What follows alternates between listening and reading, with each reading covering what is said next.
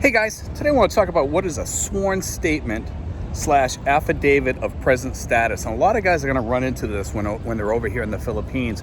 You're going to get a letter from a retirement board, a pension place that gives you pensions or whatever, and they want to check to make sure that you're still alive. And Social Security also does this for you. They send a thing to you, and sometimes some of the places over here, they will not notarize American documents, so they write out a document for you. They kind of change it on you, and this will still work in most cases for your pensions, retirement boards, whatever it is that you may have to send a letter proving that you're still alive. That's what they're basically looking for.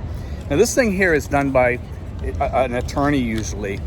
Some places, like I said, they'll switch you over to this document here, okay? And this document here will be good enough for the most retirement boards or places that want to establish that you're alive or whatever. Social Security usually wants a special thing, paper filled out or whatever. I think they want it notarized too. Sometimes this here will suffice for that. If they will not notarize that. Some places will, some places won't. It depends on the attorney or the notary. Sometimes they want to make extra money so they can copy this here out for you. And it's usually just a thing that you just fill in the blanks or whatever, and they want to make a few extra bucks. So I said, I don't care, whatever, you know. But this here is needed in some cases, okay? And I'm going to read what it says. It's basically, it says sworn statement, an affidavit of present status, okay? And it says you put your name in there, of legal age, single, divorce, U.S. citizen, holder of passport number, and you put your passport in there. And then with your Philippine address, and if you have a U.S. address, they put that in there too.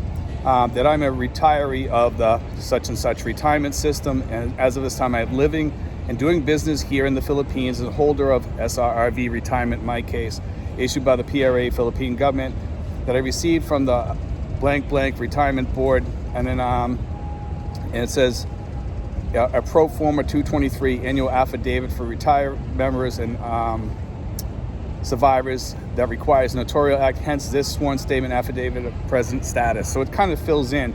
And then it says number 3, that in lieu of the above mentioned requirement, I hereby declare under penalties of perjury that I am living here in the Philippines, and that the information I have supplied as a sworn statement and affidavit is true. Let's see. And then it's witness, I sign it, the attorney signs it, and then they notarize it, and off you go. You're all set to roll.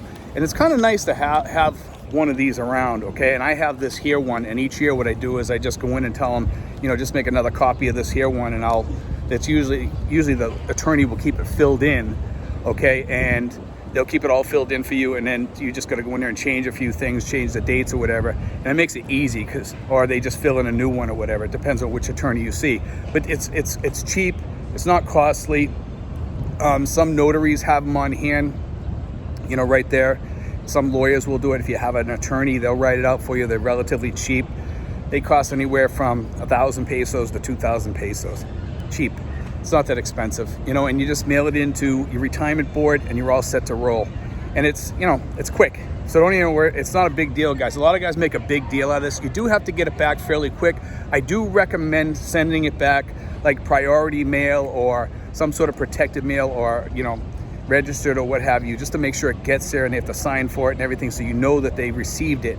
That's really important, because otherwise, if they didn't get it, they're going to cut off your pension, and that's important. And you have to get it back usually within a certain amount of time. And everybody knows Filipino mail can take anywhere from 2 weeks to 3 months. I mean, I received letters from the IRS coming this direction, and it comes 3 to 6 months later. Okay, so I can only imagine how long it takes to go the opposite way, but who knows? That's why I say mail it the best way you can mail it. Even if it's a little expensive, it's well worth it. God bless, guys. Take care. I hope you enjoyed today's show.